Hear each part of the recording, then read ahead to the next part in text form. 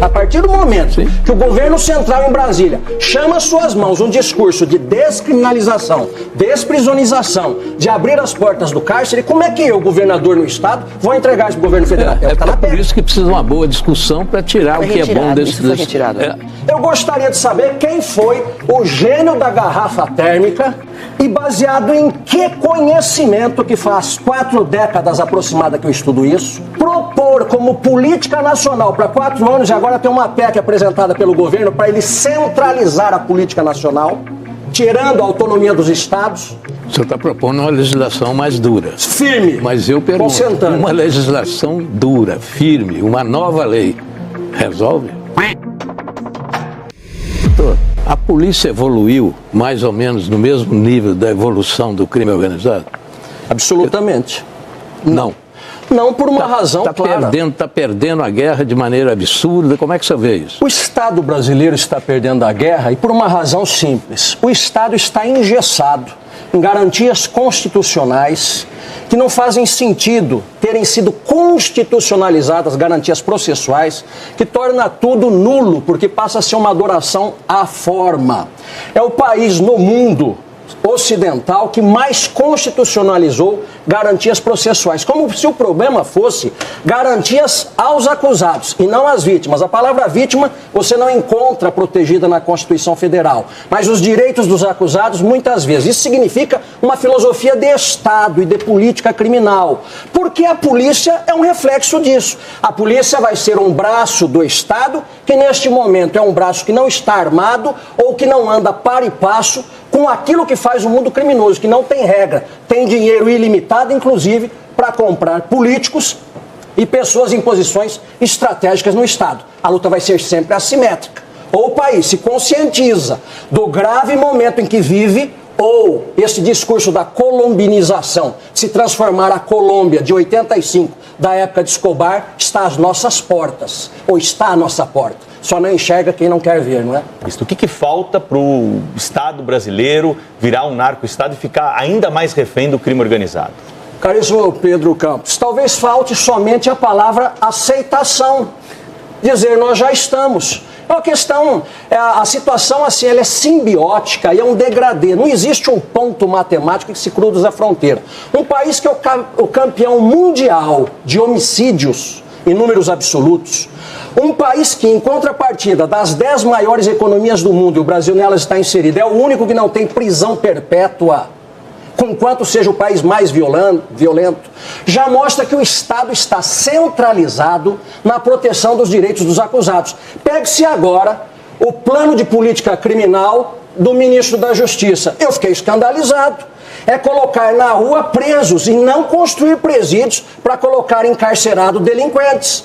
Nós temos muito mais gente que precisa ser preso do que preso que precisa ser solto. Eu nunca vi no mundo ocidental, eu estudo direito comparado, um outro sistema de direito processual que seja, tal como o nosso, centrado nos direitos dos acusados. E isto é uma mensagem fortíssima para eles. Porque se eles se protegem entre si e sabem que pode contar com a proteção do Estado, inclusive constitucional, onde a palavra da vítima é esquecida, ela é tal ponto desprezada que ela não existe na Constituição, o que falta para aquele que tem um potencial e vontade de delinquir passar ao ato? Não falta nada.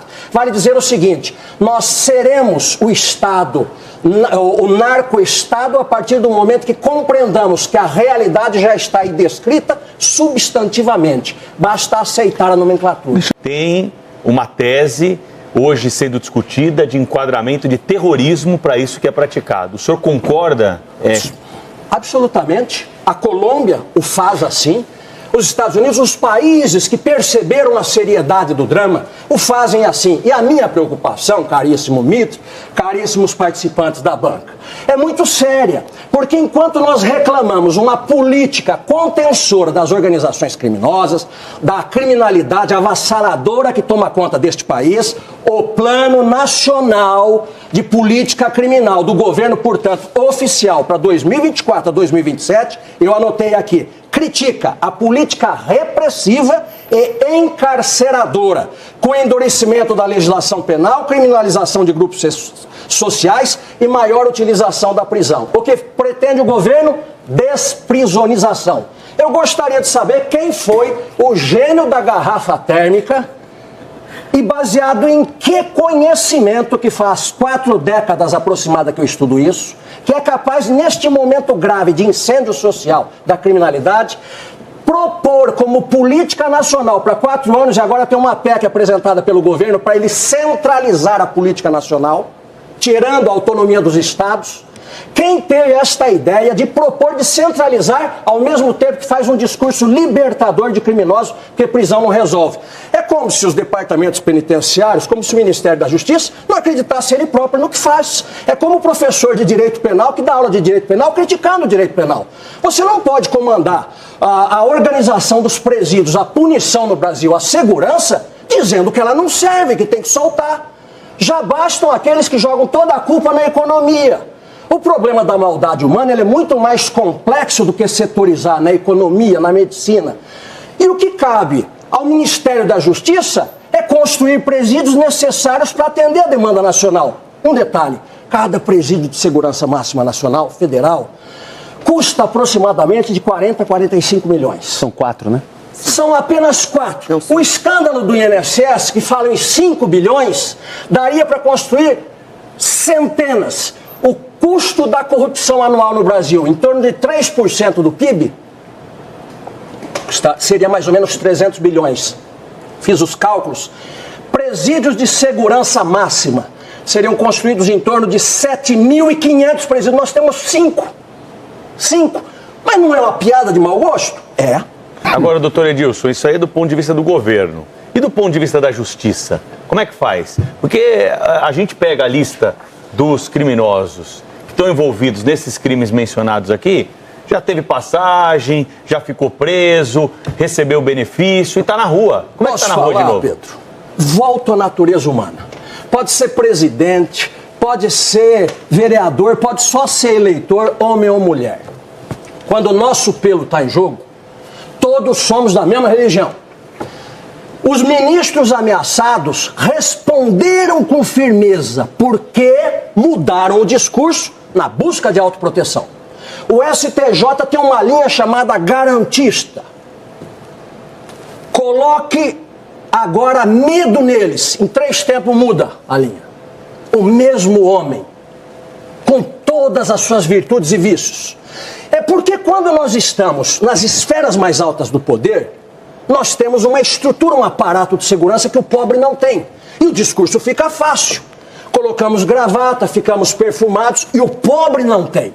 O pobre é exposto à violência e estes que estão em cima estão aliados da violência. Eles não sentem receio. O grau de empatia é muito menor. Pode-se fazer um discurso lindo, cosmético, de proteção às garantias, quando foram todas as garantias cidadãs sequestradas pela criminalidade. Pode-se fazer um discurso livresco, alemão, europeu, Pacto de São José da Costa Rica, enquanto o povo está vivendo as agruras da criminalidade que o massacra todos os dias. Socorrer-se de quem? Vivemos em São Paulo, os Jardins era uma ilha de excelência até pouco tempo atrás. Era uma Dinamarca, não tinha crime. 2 ou 3 anos. Quem não foi assaltado lá é uma questão de tempo verbal, vai ser. Não é só furto, já assalto à mão armada. O Brasil está pegando fogo nisso, mas mascaram-se os números, maquiam-se as estatísticas, vem-se com belos discursos e, claro, dentro de um carro blindado e com segurança, fica um pouco mais difícil de chegar. Mas, doutor, eu pergunto aos dois. O senhor está propondo uma legislação mais dura. Firme. Mas eu pergunto, uma legislação dura, firme, uma nova lei, resolve? Com a alteração nossa. Não, veja, uma nova lei que puna corruptos, com firmeza, que puna criminosos, com firmeza, aí sobra o quê? É um instrumento que nós temos, porque fora isso, é só a luta de um contra o outro. Mas por isso que a gente espera isso, doutor? Desculpa te interromper, porque eu fiquei aqui pensando enquanto o senhor falou, como é que a gente sonha com isso diante de um momento que, por exemplo, a Câmara em 3 segundos aprovou a PEC da imunidade para se autoproteger? É para ele. Veja, inclusive das acusações contra os seus próprios congressistas.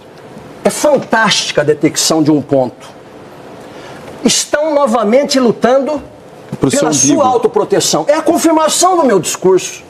Quando que o poder sai do povo e vai para os eleitos? No regime democrático. Nós defendemos a democracia? Sim.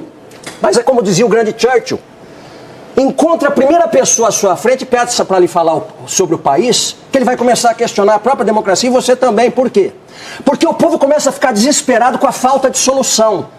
Nós defendemos a democracia, sim, mas nós cobramos uma responsabilidade dos que foram eleitos. É por isso que tem que ser trazido à execração pública cada corrupto que se vale do dinheiro público e da autoridade que lhe foi passada para falar em nosso nome e nos traiu. Não tem nem a desculpa da pobreza. A época do pomadismo, de passar a mão das mesmas medidas, passou. A realidade bateu na porta. Nós não estamos mais na idade de brincar de acadêmicos de direito. Nós estamos tratando da alta criminalidade de um país em chamas.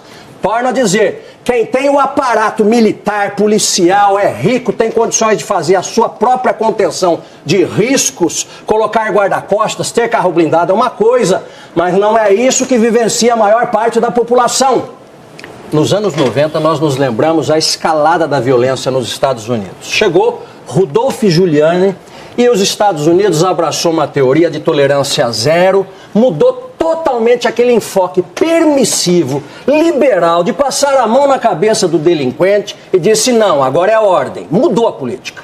Salvaram gerações. O que é que se atacava na época? Ah, mas daqui a pouco vocês vão ver, vai voltar tudo outra vez. Já se passaram aí umas 3 décadas, os níveis não são jamais os que foram no passado e nós salvamos gerações. Vive os Estados Unidos e vivem, elege seus presidentes numa democracia. Você tem Bukele hoje, que resolveu o problema. Até quando resolveu, não sei. Num regime mais forte, mais duro. Mas o seu povo o elegeu, o reelege e diz, é isso que eu preciso, é isso que eu chamo de democracia, você chama o que quiser. Eu quero segurança, eu quero poder trabalhar e voltar para casa, quero encontrar minha família. Você tem 2 espectros políticos que deram respostas de firmeza e são os únicos exemplos que eu conheço no mundo de uma reversão, de mudança de um discurso que estava para um novo discurso, dando resultados palpáveis, concretos. Sobra só crítica ideológica e política, porque de realidade para criticar não para nada em pé. Eu pergunto, na democracia brasileira não tem nenhuma resposta que os nossos poderes possam dar? O judiciário na sua cúpula, com mais firmeza. O executivo e o legislativo com mais leis, com uma implementação de uma política criminal mais dura. Do que tudo isso que nós temos visto até agora, vamos continuar afundando? É possível chegar mais baixo? Bom, mas a solução, evidentemente, tem que ser encontrada e deve ser encontrada pelo dentro diálogo, da democracia. Na democracia. Porque esse exemplo aí do Bukele, eu não sei se ele serve. Não, eu o acho exemplo que não. do Bukele foi para mostrar que duas Sim, mas então é só a questão da segurança do jeito dele. Ele trouxe. Porque o sistema lá... É o que estamos caminhando mesmo para o Brasil. Homens maduros, eu olho para El Salvador, homens maduros que nós somos, nós já entendemos que a população... Essa é uma preocupação que eu gostaria de deixar registrado. O drama do Brasil hoje, número 1, chama-se segurança pública. E esta é a razão pela qual o brasileiro começa a abrir mão de pressupostos democráticos. Aí é perigoso. Exatamente, porque ele não vê aquele que ele elegeu dar a segurança que ele necessita. Mas é que nem essa questão de muitas vezes nas ruas você ter aquela coisa de o cara querer resolver na própria mão. Ele começa, o cara vai lá, assalta uma vez, 2 vezes, aí é solto, como a doutora Ivana falou, é solto pela porta da frente, audiência de custódia. Exercício arbitrário das próprias volta pra roubar na casa dele, aí o cara resolve, que é uma maluquice, tá errado, mas ele resolve querer na própria mão, junta 5, 10, pega o cara de porrada, amarra não sei o quê, mata por... Mas para que existe o Estado, né? Se não é para dar para a gente a segurança mínima? Claro. No passado a gente mesmo resolvia. O Estado não cumpre mais o seu papel, vai voltar agora a luta de um contra o outro? É isso que o Estado quer? É anarquia, né? O Estado precisa exercer o monopólio legítimo da força física. Isso está na base da declaração. É a nossa aspiração. De todos os teóricos da teoria geral do Estado. E a principal função do Estado é a segurança pública. É lógico. O Estado existe para isso, para garantir a segurança pública, e não está garantido. Todos os demais direitos decorrem do direito de viver. A partir do momento que você morre por homicídio, num país que é o campeão mundial de homicídio em números absolutos, a coisa está clara, bate à nossa vista e a gente está fazendo que não vê. Essa proposta do governo é uma proposta que tem lá uma introdução que foi criticada aqui e tal, e de fato ela é discutível e tal. Teve a reação de alguns governadores que me pareceram assim, reações mais políticas do que objetivas, mas existe uma questão, é preciso unir as polícias estaduais no combate ao crime, porque não é possível continuar o crime integradíssimo, absolutamente racional e o Estado...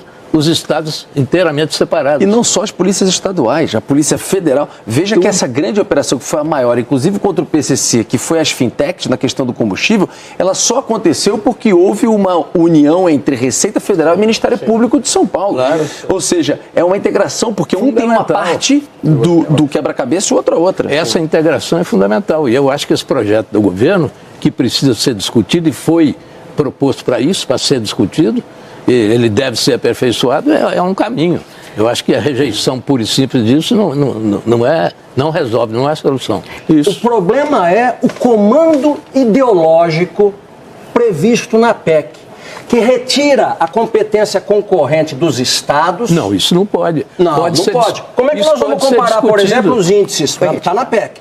Como é que nós vamos comparar os índices da criminalidade hoje de Goiás, para a gente falar, um governador que tem batido firme, com um outro estado que o crime avançou? Não vou ficar discutindo política, eu vou dizer, cada estado, com cada cidadão do Brasil, do seu estado membro, quer cobrar do seu governo, e não pensar em Brasília, que está tão distante, cobrar do governo uma atuação firme na segurança pública. A partir do momento que o governo central em Brasília chama às suas mãos um discurso de descriminalização, desprisionização, de abrir as portas do cárcere, como é que eu, governador no estado, vou entregar isso para o governo federal? É por isso que precisa uma boa discussão para tirar o que é bom desse... Isso foi retirado. É isso, doutor Ivana. Perfeito. Foi retirado. Perfeito. A volta do Ministério da Segurança Pública pode ajudar nesse processo todo que nós estamos tratando aqui? Pode, mas a pergunta mais inteligente do que um órgão é: quem estará no comando? Nós temos o Ministério da Justiça também. O que é que se propõe? Desencarceramento definitivamente não faz parte da minha pauta. Eu não compreendo isso como lógico. E eu sou um estudante do que se passa no mundo. Eu pergunto porque no governo Temer foi criado o Ministério da Segurança Pública. E depois, no governo Bolsonaro, nós colhemos bons resultados na área da segurança e se atribuía até ao Bolsonaro, mas as autoridades especialistas no assunto diziam o seguinte: isso aqui é um trabalho que começou lá atrás com o Ministério da Segurança Pública e agora nós estamos colhendo esses números de redução de homicídio e tudo mais. O Ministério deixou de existir ali e continua não existindo atualmente. Né? E o Ministério hoje voltou a ser o Ministério da Justiça. Eu me lembro, e é muito válida essa ideia do Ministério da Segurança, desde que se volte o nome em homem, né? O nome é homem, o nome é um presságio, diziam os latinos. Quando você fala no Ministério de Segurança, desde que corresponda o rótulo à coisa, que, por exemplo, veio o pacote anticrime, que é tudo menos o combate ao crime. O rótulo não corresponde à essência. Logo, eu devo dizer uma coisa: é preciso a palavra sendo verbalizada e a conduta ou a política sendo implementada juntamente a ela. Se nós nos lembrarmos do governo anterior, entrou um discurso muito firme no seu início e o mundo criminoso entendeu que era um recado e refluiu. Começo do governo anterior mostrou claramente como o bandido respeita voz firme de combate à criminalidade. Depois, infelizmente, não se implementou essa política e voltou a criminalidade como um todo. Veio o pacote anticrime e a gente percebeu que eles foram avançando. Logo, nós precisamos do discurso e da ação. Que a boca fala o que o coração sente, o espírito planeje e o homem traduza em ações concretas. Porque senão tem muita gente dizendo o que não faz.